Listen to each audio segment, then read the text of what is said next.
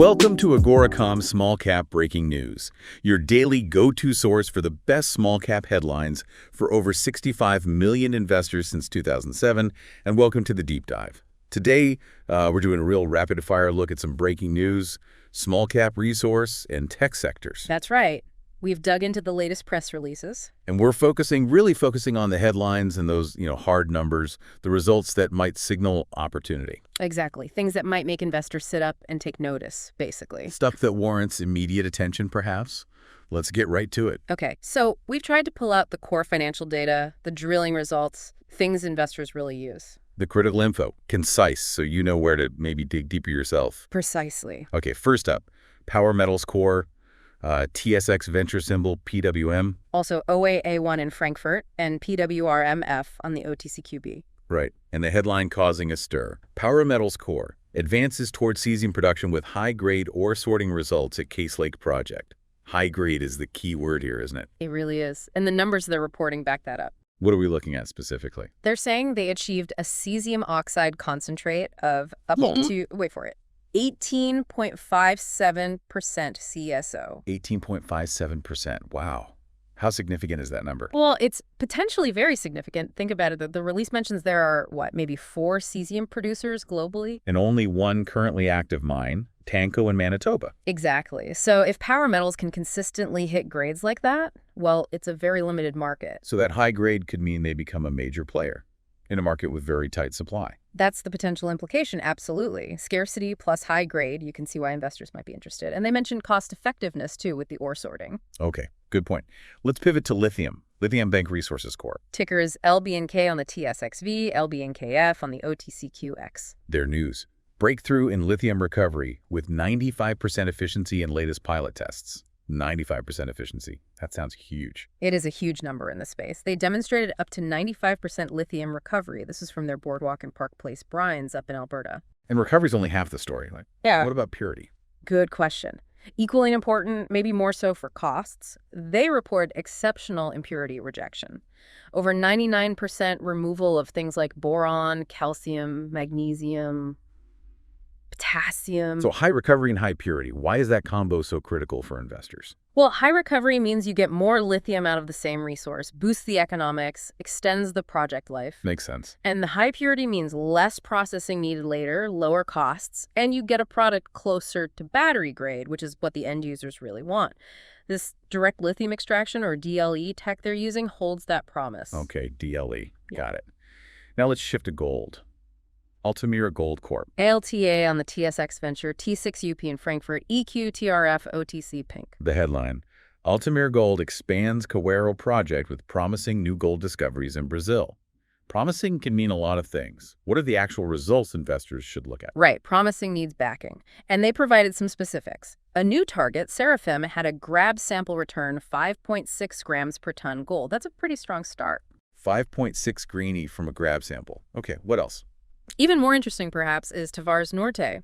They had a grab sample there hit 7.8 grams per ton gold. Higher grade. And crucially, trenching returned 31 meters, averaging over 0.25 grams per ton gold. 31 meters. That width is important, isn't it? Even if the grade isn't bonanza. Absolutely. Grab samples like 5.6 or 7.8 grand tell you high grade potential exists, but a trench result like 31 meters at 0.25 gram it, while seemingly lower grade, over that kind of width.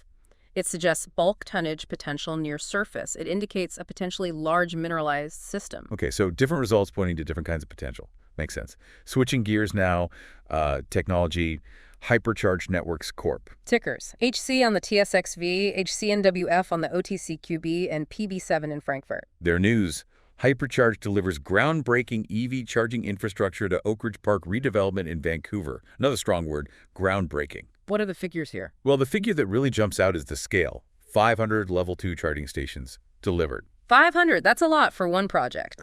It is. It breaks down into 300 wall-mounted chargers and, interestingly, 200 overhead units. Overhead, why is that significant? They mention it's for space efficiency, particularly in valet parking areas. It shows some innovation in dealing with dense urban environments. So this isn't a direct financial result yet, but the size and the tech suggest potential. Exactly. Landing a 500 charger deal at a major redevelopment like Oak Ridge Park, That's a big validation. It showcases their capability for large projects. Builds credibility, could lead to more deals. Precisely.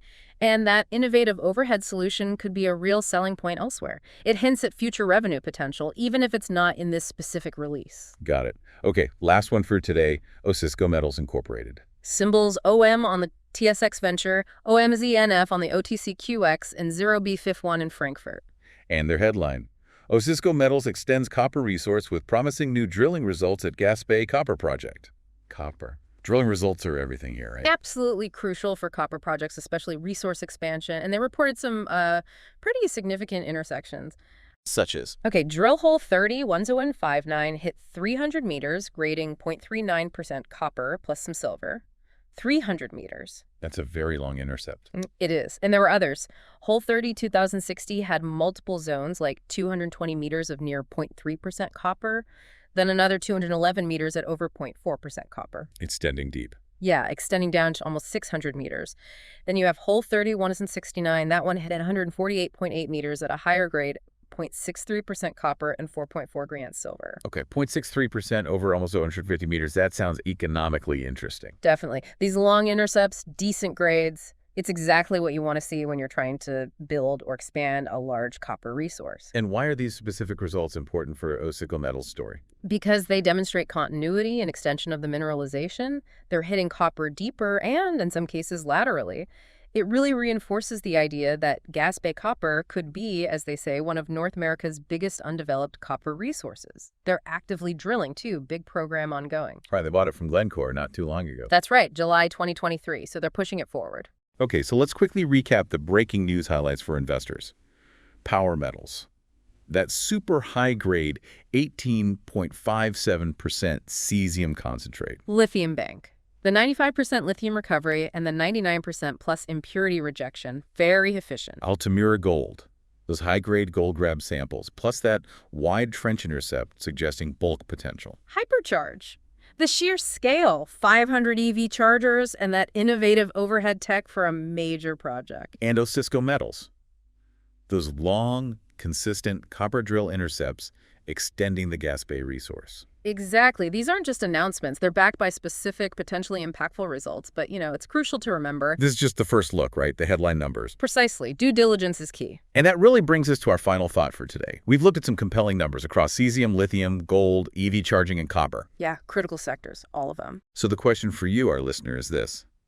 Considering these specific results, the 18.57% cesium, the 95% lithium recovery, the 5.6 or 7.8 Grove 10 gold grabs, or the 31-meter trench, the 500 EV chargers, those 150-meter to 300-meter copper intercepts, which of these tangible results do you find most compelling right now, and why? It's a good question. Which one suggests the biggest potential shift or validation? We definitely encourage you to take these initial indicators and dive deeper into the companies and projects that caught your eye.